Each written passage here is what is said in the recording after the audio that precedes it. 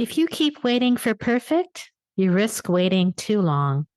Start with one honest step towards what lights you up. Welcome to the Midlife Reinvention Podcast, a podcast helping women in career and life transitions achieve clarity on their next steps so they can transform uncertainty into an energizing next chapter. I'm your host, Kavita Ahuja, and the founder of It's My Time Now Coaching. If you're wondering what's next in your career or life, you are in the right place. Through solo and guest episodes, you'll gain practical tips, tools, and inspiration to help you uncover blocks, gain confidence, and be, do, and have what you want. I rediscovered myself after the age of 50, and I know you can too. It's my time now to help you do just that. I'm so excited you're here. Let's dive in.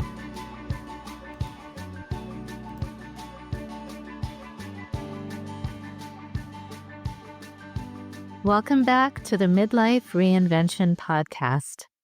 Today I'm really thrilled to welcome on the show Meyla Ruwin.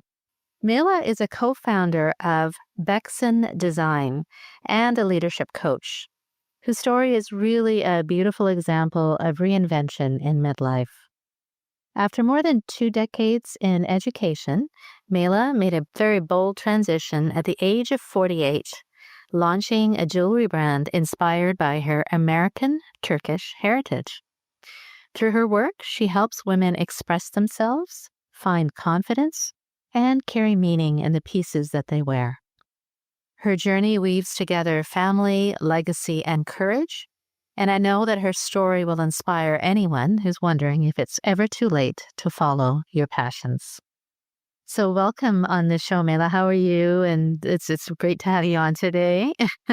Thank you, Kavita. I'm so excited to be here. I feel like so much of what you speak about in your podcast and so much of what I've experienced in life in making big transitions midlife, Yes. go hand in hand. Yes. And I think it's just a beautiful blending. Oh, thank you. So without giving too much away, I said a little in the introduction, but you had left an education career after 24 years.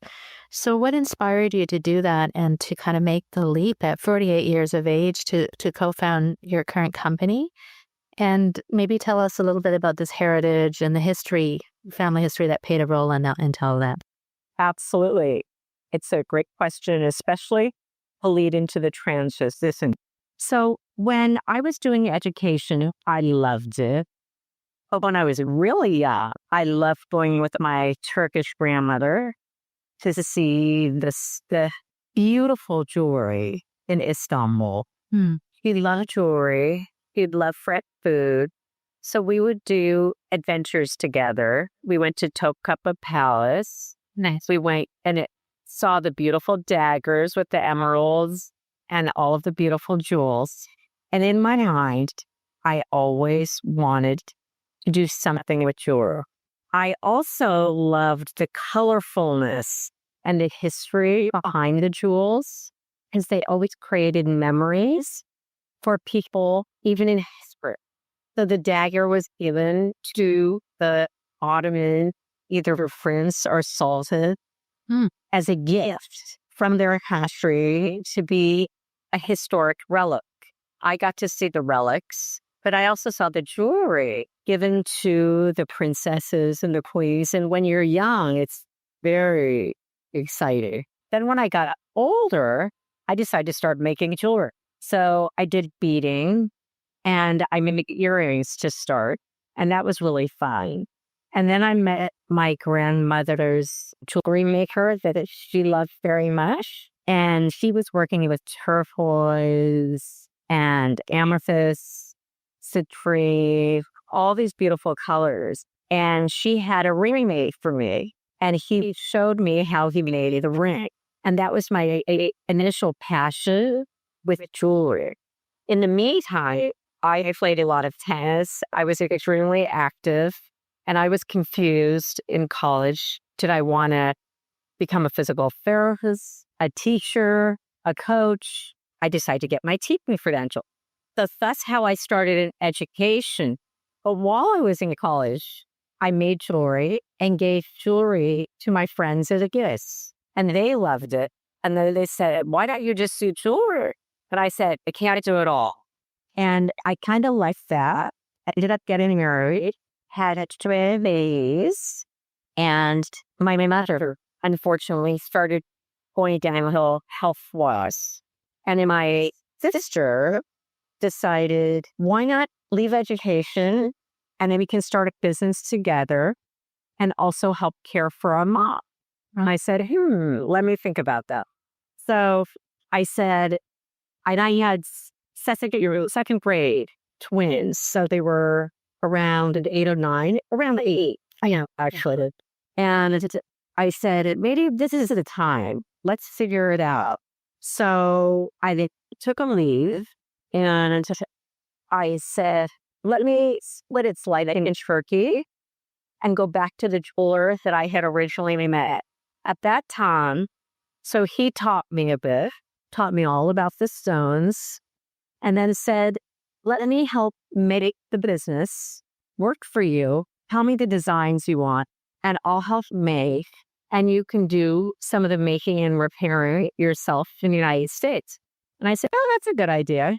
And then my sister joining me on that trip, about a week or 2 after I had been there, I introduced them. She liked them too. And then from there, we decided to go for it. And we established a business in fall, literally September 2011. Thus, we are going to be 14-year-olds. This, That's congratulations. Well, that's such a gre't story. There's so many layers to that, Meyla, because I often talk about childhood passions, right? And how we often bury those passions. That we often forget even what we love to do as children. And you said you were always looking at your grandmother and you were traveling and seeing all these beautiful things in Turkey. So that was really inside of you the whole time. And that's really important for any listeners. If there's something inside of you that maybe you've forgotten, that it's so important to think about what really made you tick back then as a child. And the other thing that you shared is, I think what you're really talking about here is really your ikigai. I talk about that a lot. It's really the combination of your strengths, passions, and values, right? It's like you were passionate about jewelry, the values of the family tradition and bringing the heritage of the meaning of the jewels, and then your strengths. I mean, maybe you didn't have that. You learned it. You went back and you figured it out and you learned it, and that culminated in your kind of, I guess, reinvention. So I think another springs to add to that was being open to my sister's suggestion of starting something at that time that it might make our lives both more connected, but at the same time evolving our legacy and history. So it was something for me that I've always loved learning. So the passion was there to learn more. mm-hmm. I always loved jewelry and saya. So fashion has always been a key. And my mother loved it. Yeah. So I think she was intrigued also with us creating this business. Yes. And she was just very excited when I named it after her father. Oh, So our company is named, its reason it specs on was Kerr May. Oh, lovely. Yes. Yeah, that's wonderful. And I think it's really, being open to suggestion is really important, because often we're not. And that's probably my next question, is that many women feel like they may be at the stage where they want to do something different. They have something in their heart. They maybe want to change jobs, or they want to move up in the ladder, or they just want to start their own business like you did, but they're really held back by their fears. And you were open to the suggestion of your sister, so I'm sure there were some fears there also when it's like, oh my goodness, right? But in spite of those fears, I would say you went ahead and did it. So how would you say, what kind of fears or challenges did you face, and how would you kind of advise or kind of guide women who are in the same feeling fearful of moving forward in what they're really passionate about? I think it's good to think about what works, what's not working so well, and we need assistance and support. So whether it's from a family member, whether it's someone you pay to assist you with something, we try to figure it out for ourselves. And then what worked well for us, and I think what also worked in the work relationship, was that we identified our strength and we played into the me being or the creator, the designer, and the salesperson, her being or the CFO, also the organizer. So I think it's important when you make a transition to really think about not perfection. Is it going to be amazing? Is it going to be awesome? It's more, what are my strengths? What can I bring to the table? And how can I be the visionary to create something that would mean something to me and I'd be able to share with others and bring them joy and a smile? Because for me, the creation of our business, and even just yesterday, I did a show. People buy the jewelry and say, "Oh my gosh, I'm so excited." One woman bought a piece because she was bummed about her breaking up with a boyfriend. And she said, "These are going to be my new sparkle and shine, make me smile instead of being depressed." So it's thinking about the end goal, but also realizing you have to bring whatever is in your heart and in your soul. Mm-hmm. Yeah, I love that. You mentioned the sparkle and shine that one of your clients had. So tell me about that. And as women, I think, especially at this stage, sometimes we're thinking we might be too old, or we're not as confident in ourselves as we could be. And how does jewelry, or even like style, or at any age, I would say, how does it step into that sparkle and shine, or that confidence that it's so important for anyone to have? I used the one woman with the crystals, but another one I'll give you sample was on a Friday. I did another show, and a woman was real into layered necklaces because she had noticed I had it on. And then she also really wanted to know if, with the dress she had on, how best to layer, because she felt like nothing around her neck looked like nothing around her neck. And then I had to try on a few different pieces, and in one really sparkled and shone. It happened to be a white druzy quartz necklace that's real beautiful. I have a curl on right now, but the druzy, it's iridescent, so it really does have different colors. And on her skin tone, it was beautiful. And she agreed. As soon as you put it on, she made her look different. And I think that's what jewelry does for women of any age, but especially as you get older. It's the sparkle. It's the je ne sais quoi. It's a kind of style thing. And everybody does notice, because you don't think about it when you're wearing it all the time, but people are looking at you and they go, "Oh, that's a pretty ring. That's a pretty necklace. That's cool. Where'd you get that?" I've had a lot of people say that about our pieces. But what I do is I notice other people's jewelry. It's not just ours. Yes. Yeah. And then I always have. Yes. I think that was the draw. Yeah. Yeah. It comes to mind. I have this 28-day building confidence guide. For me, anyway, like one of them is wear bright colors, wear red lipstick, or like sometimes when I'm feeling like not so great, or I'm maybe a little bit nervous about something, I'll put on a nice pair of earrings, or I'll put on some lipstick. Or I know it sounds external, but I think of course you have to have that internal, but it helps you with your internal confidence. When you feel like, I got this, and whether that's clothes you wear or jewelry you wear or even internal. So I think that I wanted to bring that out, because if you're not feeling confident, I think this is one of the ways to have that style and to be yourself and to. So Meyla, I was also, as an entrepreneur myself, I know how sometimes it can be really hard to juggle, like being a businesswoman, being a mother, coach, all the other things, all the roles that we play. So and then I know that a lot of women come to me because they are, maybe burnt out a little bit. They're not trying to figure out how to balance their life. And so tell me a little bit about that and how you've managed to do that.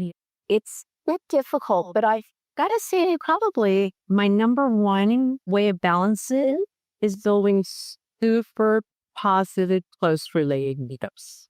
I try to be very present with my kids, especially at things that meant things for them, whether it's a volleyball game, whether it's going to parents' weekend, even in a college. And so I try to schedule things so that and I'm sure to be somewhat present. And I think it's finding the balance of spending time, but is also role modeling the importance of being active citizen who has a life. So in reality, if those relationships hadn't been built, even while building a career or a business, it would be a very lonely place. So I think the balance is making sure you look at your schedule and figuring out what to prioritize time-wise for you. Everybody is different. Every family is different. Every location is different. But for me, what seemed to have helped a lot was to have that as a foundation. And now, when more recently, both my sister and my daughter had very serious health issues, they were able to come. Thank you so much. But we were able to come together and support each other and continue to do that. That the business kept going too. Right. And that's what our goal has been, because part of it is a bit of a family legacy. Of course. Yes. Yes. So, yeah, it takes a village. And do you do any kind of daily routines to kind of center you, or to you said you might make yourself a priority, right? I know that I'll schedule my morning routine, whatever, just so that I'm centered. And that's my way of creating that balance. So it's different for everybody, but just some thoughts around that. I don't know if each something that you do or, yeah. Yeah, I do, actually. Yeah. For me, exercise, that's why physical education is probably my number one priority, even when I have injuries and different things. So I'll even make physical therapy a priority that I do. Yeah. So I try to exercise at least 3 times a week, maybe more. I love to walk the dogs. So walking has been very therapeutic for me. Yeah. And for me, it's even mental health. It's not just heart health and overall. And then tennis is a hobby and very meditative for me because it's so focused. And then I love to dance. Dancing has always been a big priority. So I try to still take class once a week, but I also love music. Yeah. Yeah, those things are great. Like those all, what you describe, I think those things kind of create a lot. If I talk about what's called anabolic energy, it creates a lot of positive energy in your life. But so I just encourage anyone listening is that if you, whether it's tennis, whether it's whatever it is, to bring a little bit of that into your life, and that with that positive energy that's created, then you have more energy to give to others, even or your business, or you mentioned something about legacy. And one of the reasons you started the business is for this legacy. And we often talk here, again, I mentioned about ikigai, and this is the reason for being, and this is what we really meant to do and what makes us tick and what gives us fulfillment. So how does this kind of tie in this business in terms of leaving a legacy? Is that part of what you kind of think is your really reason for being? Well, I think that education was very important to my Turkish grandfather and my father and then my family.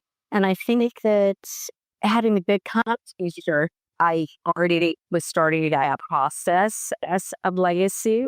And then in creating Bexon Design, I was learning so much and now imparting that information about jewelry and gemstones and their meanings. I think it really resonates kind of the health, the wellness, and also the beauty that we could share with others. So I think Bexon Designs is just an example. Perhaps my niece writes about her experience, and that becomes the legacy. But as far as legacy, I think we've already done it because my sister sadly passed in January. I'm so sorry. Thank you so much. Yeah. But all of her friends and the people that knew about Bexon asked, are you going to continue Bexon Designs? I said that absolutely. And now I will honor her even in it, especially in the month of October, because of breast cancer for Benjamin. And that it is because of cancer Right. that she passed. Oh, I'm so yes. Okay. And I really thank you. Yeah. And you've been very kind about it. But I think that that's also why I wanted to speak with you, that you never know in life.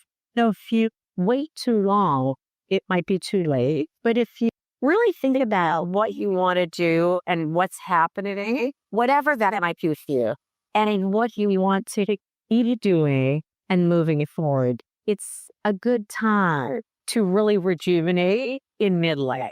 And I'm really grateful that we did, because I also had all the years with NAPRA to now creating our business. I love them. Well, I think that was a part of the gift that I was given. Absolutely. And then you're moving it, giving it forward. You're with the legacy in October, sharing that. And I was going to ask you, what would you say to women who want to leave their legacy or guidance?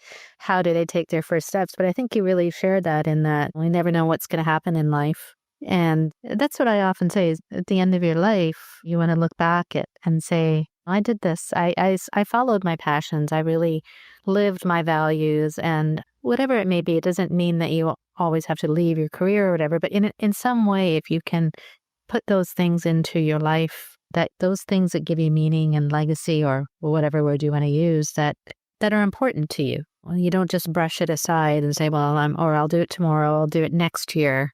Because as you said, you never know what's going to happen. So, You hear that? yeah. Absolutely. Yes. And I know a lot of people who make the changes and are so much happier that they did. And like, I saw a real good friend of mine who was his orthopedic surgeon, but always loved animals. And she's now working in a vet clinic a couple of days a week and just consulting as an orthopedic surgeon. So there's a lot of ways Yeah. to do the things you love, but to do them on your own time. Yes. Yeah, you don't have to give up everything. You can just start slow and then start a side hustle, see how that goes. If it takes over in that positive energy more than what you're doing in your day job, then you know that you have to focus on that. Right? So that's really wonderful. Well, thank you so much. This has been really, I love hearing your story, and I think it's just a really inspiration for those listening. And so tell me, I know that this has been a big transition with your sister passing. So tell me, what are your plans for the business, and also where we can find you, and if you have any offers or anything like that you want to share? It's always Bexon Designs. People recognize us different places, and you can go online wherever you are for Bexon Designs, and we get 15% off, and the code is welcome 15. So you'll get 15% off. And if you write me and are interested in certain pieces with different colors, gemstones, etc., I'll be happy to help, because gemstones, as you know, are often one of a kind. And we do great pop-ups, and I also do Facebook Lives quarterly, and our next one will be October 10th. I do want to acknowledge we are giving back 10% of sales each month to the American Cancer Society as well. That's very important to us. Of course it is. Yeah, that's wonderful. Well, that's great. I've been encouraging anybody listening to check out your jewelry, and it's not only beautiful jewelry, it's got the heritage behind it. So maybe just some last words, maybe looking back, maybe tell us what would be, from your experience, maybe the most surprising thing about this reinvention you had in midlife, or some lasting, a few last words. Sure. Yeah. I think I'm grateful is the word I would use. I love my education background to be able to transition to what I do. I'm grateful I was able to start the business as my sister, and I'm grateful that the jewelry makes people happy, joyful, and more confident. I'm grateful to have met you. I'm grateful to have met you as well. Thank you so much for a lovely conversation. Thank you so much. Wonderful to talk to you. You too. I hope you enjoyed this conversation today, and it reminds you that reinvention isn't about being perfect. It's about being honest with yourself moving with what matters, and letting your strengths lead. Here are some quick takeaways. Look back to move forward. Name one childhood interest that still pulls at you. Don't go at it alone. List your top strengths and where you need support. Create a tiny confidence ritual, lipsticks, earrings, a walk, a song, before a hard thing. You'll find all Meyla's links in the show notes, including a listener discount and details on how her company gives back to cancer research. If this episode sparks something in you, share it with a friend. And if you're ready for clarity on your next steps, book a complimentary conversation with me at It's My Time Now Coaching, and you can share the link. You can see the link in the show notes. I'm so glad you're here. See you next time.